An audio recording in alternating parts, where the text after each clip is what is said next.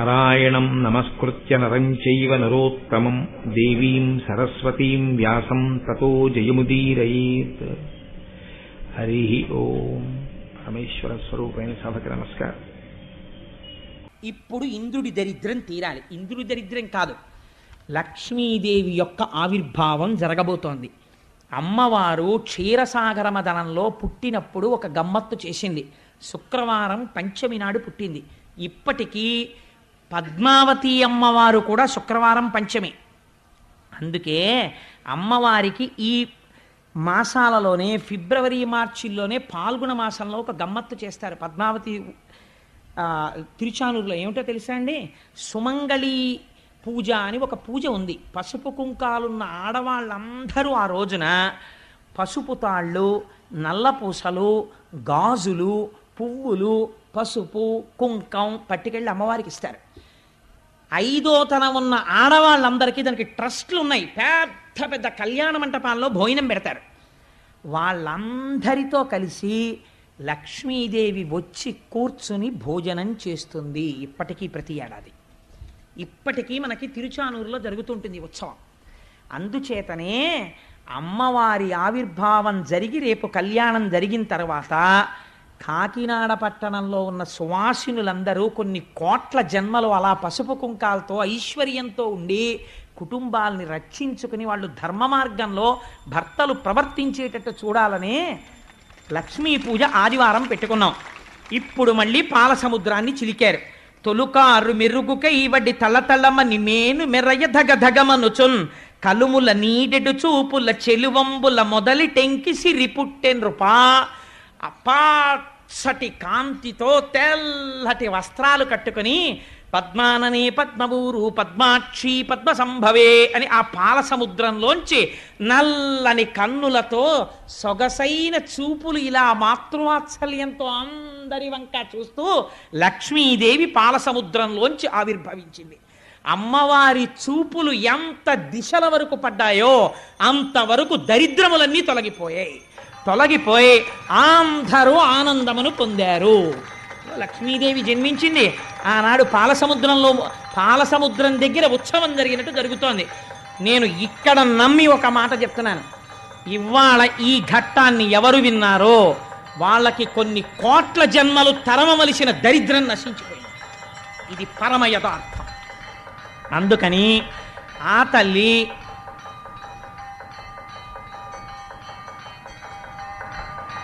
ఒక్కసారి మీ అందరూ కూడా మానసికంగా అదిగో అక్కడ నీరాజనాన్ని తీసుకోండి. ఒక్కసారి అది కళ్ళకద్దుకుని నమస్కారం చేసుకోండి. స్వామి త్రిమూర్త్యాత్మకమై దత్తాత్రేయుడై ఉన్నాడు. చక్కటి జేగంటలు మోగే ఈ దేవాలయంలోను. అటువంటి పరమ పవిత్రమైనటువంటి లక్ష్మీదేవి యొక్క ఆవిర్భావము జరిగింది. ఇంకా దేవేంద్రుడికి దరిద్రం ఏమిటండి? అందుకే పోతన గారు ప్రారంభిస్తూనే లక్ష్మీ ఆవిర్భావాన్ని ఎంత గొప్ప మాట వేశారో చూడండి. కలుముల నీడెడు చూపుల, అమ్మవారి చూపుల్లోంచి ఐశ్వర్యం వస్తుంది. అందుకే ఆదివారం నాడు కనకధారా స్తోత్రాన్ని అనుసంధానం చేస్తున్నాం. శంకరాచార్య స్వామి వారి దేవాలయ నిర్మాణం జరిగినప్పుడు అందరికీ కూడా కొన్ని వేల ప్రతులు ముద్ర వేసి పంచిపెట్టారు సత్యనారాయణ రెడ్డి గారు. ఎవరైనా కనకధారా స్తోత్రం లేని వాళ్ళు ఉంటే ఈ రేపట్లోనే జెరాక్స్ చేయించుకుని తెచ్చుకోండి. అమ్మవారి చూపుల గురించి శంకరాచార్యుల వారు ఎంత వర్ణన చేశారో కనకధారలో. ఆ రోజున లక్ష్మీ పూజ చెయ్యగానే అందరం కలిసి కనకధారా స్తోత్రం చేద్దాం ఫలితాన్ని పొందడం కోసమని. అందుకని కలుముల నీడెడు చూపుల, అమ్మవారి యొక్క దృష్టిలోంచి ఐశ్వర్యం కురిసేస్తోందిట. అటువంటి చూపులు చూస్తూ అమ్మవారు మళ్ళీ పాల సముద్రము నుండి చెలువంబుల మొదలి టెంకి సిరి పుట్టెన్రుపా ఆ లక్ష్మీదేవి ఆవిర్భవించినది. ఇప్పుడు పుట్టగానే ఆ తల్లి యవ్వనంలో పుట్టి ఇంద్రుడు వెంటనే కలశస్థాపనం చేసి అమ్మవారిని ఆ దర్శనం చేసి చెప్పినటువంటి స్తోత్రం భాగవతంలో లేదు, కానీ దేవీ భాగవతంలో ఉంది. దానికి పెద్దలు ఒక మాట చెప్తారు. ఈ స్తోత్రాన్ని తెలిసి కానీ తెలియక కానీ ఎవరైనా కొన్ని రోజుల నియమం ఉంది చేస్తే వాడికి ఎంత ఐశ్వర్యం వెళ్ళిపోతుందంటే వాడు భూమండలాన్ని శాసించే చక్రవర్తిత్వానికి వెళ్ళిపోతాడు. తెలిసో తెలియకో చేసిన వాళ్ళే అటువంటి ఐశ్వర్యవంతులయ్యారు. పక్కన నారాయణ భక్తితో కలిస్తే భక్తితో కూడిన ఐశ్వర్యం వస్తుంది.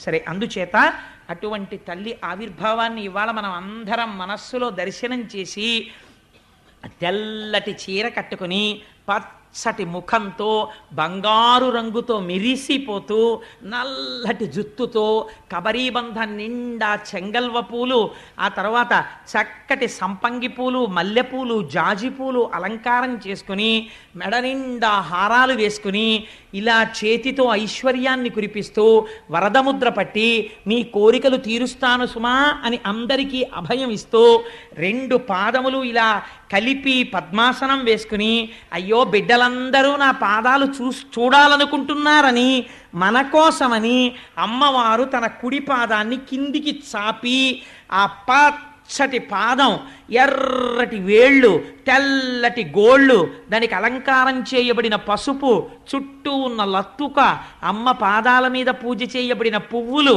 ఆ పువ్వులకి శిరస్సు వంచి ఆ పాదపద్మములకు నమస్కరిస్తూ మనం అందరం కలిసి ఒక్కసారి దేవీ భాగవతాంతర్గతమైనటువంటి ఆనాడు ఇంద్రుడు చేసినటువంటి లక్ష్మీ స్తోత్రాన్ని చెప్తాను. అందరూ కూడా పరమ భక్తి శ్రద్ధలతో నమస్కరిస్తూ లక్ష్మీదేవిని ఉద్దేశించి ఆ ప్రార్థనా శ్లోకాన్ని చెప్పండమ్మా. నమః కమలవాసిన్యై నారాయణ్యై నమో నమః కృష్ణప్రియాయై సతతం మహాలక్ష్మీ నమో నమః పద్మపత్రేక్షణాయై చ పద్మాస్యాయై నమో నమః పద్మాసనాయై పద్మిన్యై వైష్ణవ్యై చ నమో నమః సర్వసంపత్స్వరూపిణ్యై సర్వాధారాయై నమో నమః హరిభక్తి ప్రదాత్రీ చ హర్షదాత్ర్యై నమో నమః కృష్ణవక్షస్థితాయై చ కృష్ణేశాయై నమో నమః చంద్రశోభాస్వరూపాయై రత్నపద్మే చ శోభనే సంపత్వధిష్టాతృదేవ్యై సంపత్వధిష్టాతృదేవ్యై అంటే సంపత్తికి అధిష్టానమైనటువంటి దేవత, ఐశ్వర్యమునివ్వగలిగినది. సంపత్ అధిష్టాతృదేవ్యై మహాదేవ్యై నమో నమః నమో బుద్ధిస్వరూపాయై బుద్ధిదాయ్యై నమో నమః యథా మాతస్తనాంధానాం శిశూనాం శైశవే సదా. అంటే ఎంత గొప్ప స్తోత్రమో చూడండి, ఎలా పూర్తి చేస్తున్నారో. యథా మాతా స్తనాంధానాం శిశూనాం శైశవే సదా అంటే పిల్లవాడు శిశువుగా ఉన్నప్పుడు ఆ శిశువుగా ఉన్న బిడ్డణ్ణి బ్రతికించగలిగిన శక్తి ప్రపంచమునందు అమ్మ పాలు తప్ప వేరొకటి లేదు. ఈ లోకమునందు నేను సుఖశాంతులతో ఉండడానికి ఐశ్వర్యము తప్ప వేరొక దిక్కు లేదు. అందుకని ఐశ్వర్యము ఉండవలసినదే, ప్రయత్నపూర్వకంగా నిరసించకూడదు, తృప్తి ఉండాలి. అందుకని అమ్మా ఆనాడు బిడ్డడైనందుకు వాత్సల్యముతో అమ్మ పాలిచ్చి బ్రతికించినట్టు సమస్త లోకములకు తల్లివైన నువ్వు కూడా దయతో మాకు ఐశ్వర్యమునిచ్చి కాపాడు. ఎంత గొప్ప మాటతో పూర్తి చేశాడో చూడండి ఇంద్రుడు. యథా మాతా స్తనాంధానాం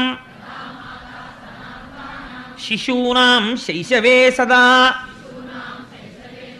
తథా త్వం సర్వదా మాతా సర్వేషాం సర్వరూపతః. అలా అమ్మా మమ్మల్ని అందరినీ నువ్వు కాపాడి రక్షించు. అమ్మ స్తోత్రంలో ఒక గమ్మత్తుంది, మీరు గమనించారో లేదో. ఆ తల్లి ఏమి చెయ్యగలదో అంటే నారాయణ్యై నమో నమః అటువంటి తల్లి మనకి హరిభక్తి ప్రదాత్రై చ హర్షదాత్రై నమో నమః విష్ణుభక్తిని ఆవిడే ఇచ్చి ఆనందమును కల్పిస్తుంది. అందుకని ఇప్పుడు లక్ష్మి సంతోషించాలంటే మనం మళ్ళీ 11 మార్లు ఏవి చెప్పాలి? స్వామి నామం చెప్పాలి కదా. అందుకని అవి కూడా చెప్పేసి వెళ్ళిపోదాం, మనకి పెద్ద కష్టం ఏంటి, పొంగిపోయి చెప్పేస్తాం మనం కదా.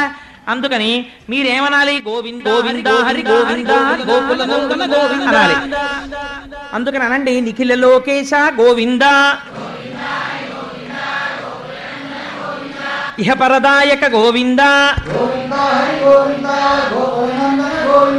పరమదయాళో గోవింద, గోవింద హరి గోవింద గోకుల నందన గోవింద, తిరుమలవాస గోవింద, గోవింద హరి గోవింద గోకుల నందన గోవింద, శ్రీనివాస శ్రీ గోవింద, గోవింద హరి గోవింద గోకుల నందన గోవింద, శ్రీ వెంకటేశ గోవింద, గోవింద హరి గోవింద గోకుల నందన గోవింద, ఆనందరూప గోవింద, గోవింద హరి గోవింద గోకుల నందన గోవింద, కష్ట నివారణ గోవింద, గోవింద హరి గోవింద గోకుల నందన గోవింద, శిష్ట పరిపాలక గోవింద, గోవింద హరి గోవింద గోకుల నందన గోవింద, దురిత నివారణ గోవింద, గోవింద హరి గోవింద గోకుల నందన గోవింద, పాప విమోచన గోవింద, గోవింద హరి గోవింద గోకుల నందన గోవింద, పుండరీకాక్ష గోవింద, గోవింద హరి గోవింద గోకుల నందన గోవింద, వజ్రమకుటధర గోవింద, గోవింద హరి గోవింద గోకుల నందన గోవింద, గోవర్ధనోద్ధార గోవింద, గోవింద హరి గోవింద గోకుల నందన గోవింద, లక్ష్మీ వల్లభ గోవింద. గోవింద హరి గోవింద